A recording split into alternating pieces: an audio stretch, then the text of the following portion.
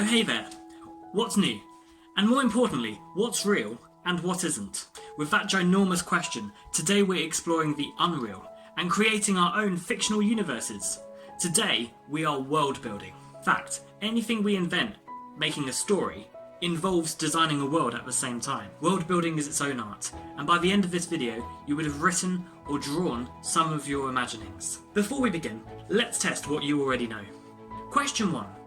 How would you describe our Earth? Pause this video and tell me. Okay, that's great. Question 2. What fictional worlds have you come across? Maybe you've read a book or seen a movie. Question 3. What is your dream world like? What does it have? What's the weather like? Big things to think about, sure. Let me tell you my answers. Okay, so 1. The world. The Earth. It's got water, it's got land, it features humans and the animal kingdom. Worlds I know. Neverland from Peter Pan, Wonderland from Alice in Wonderland, and Wakanda from Black Panther.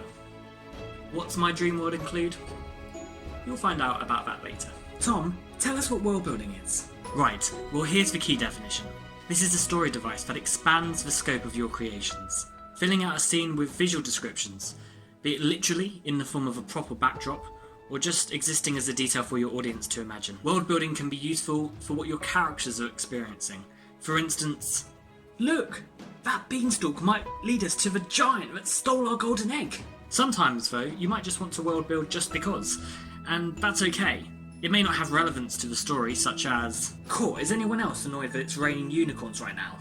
I mean, does that add anything? No, it doesn't, but it's a detail, and that's fine. Here's another thing. World building can often come from developing the history of the land your characters are in. Great stories have conflict, and writers like J.R.R. Tolkien behind The Lord of the Rings use conflict to drive the story and the world building in it. Have there been battles between armies?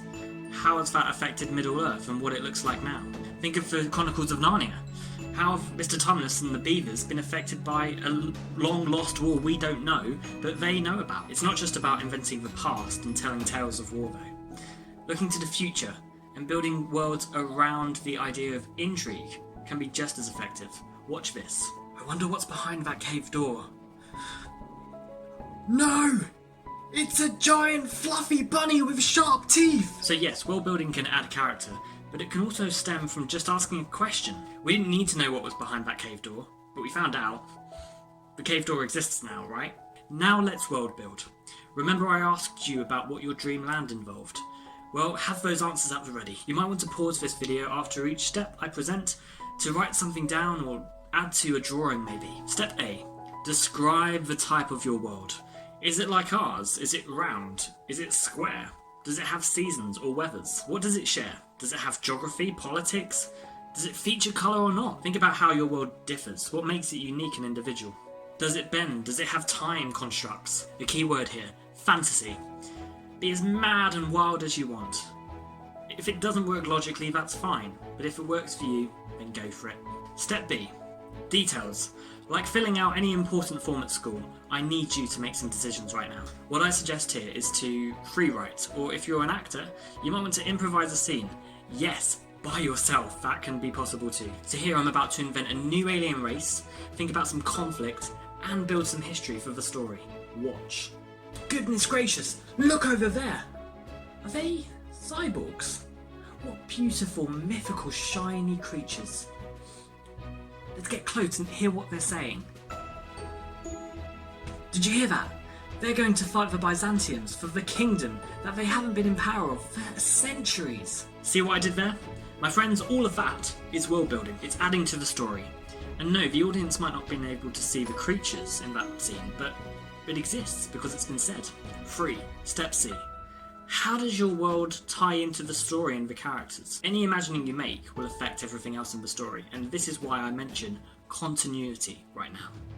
Continuity is when everything in your story works together and makes sense. Yes, your world might not be understandable to everybody, but for instance, if the temperature's hot, your characters need to feel hot. And keep it simple, don't try and mesh it about too much. Try and ensure your world building affects the characters, and vice versa. The last thing we need is a hot, confused story of spaghetti bologna. Speaking of which, I'm hungry. And speaking of that, world building can also be about food, entertainment, and culture.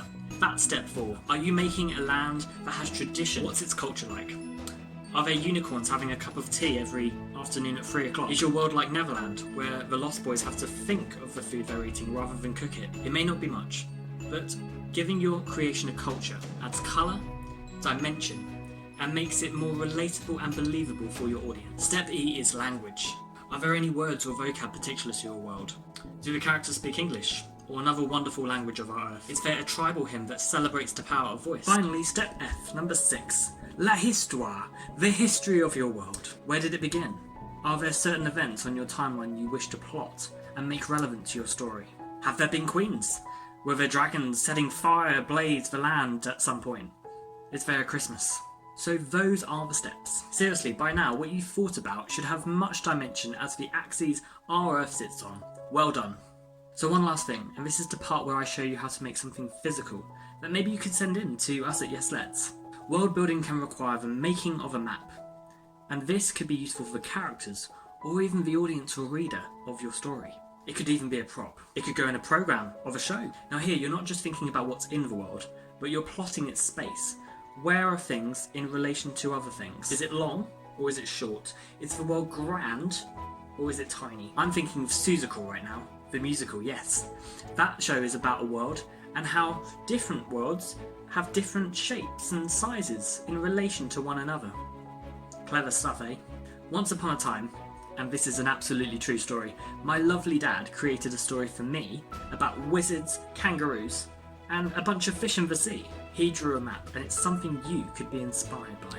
See here, there's north, east, south and west. There's a little borough for the kangaroo. Mountains for the wizard to cross.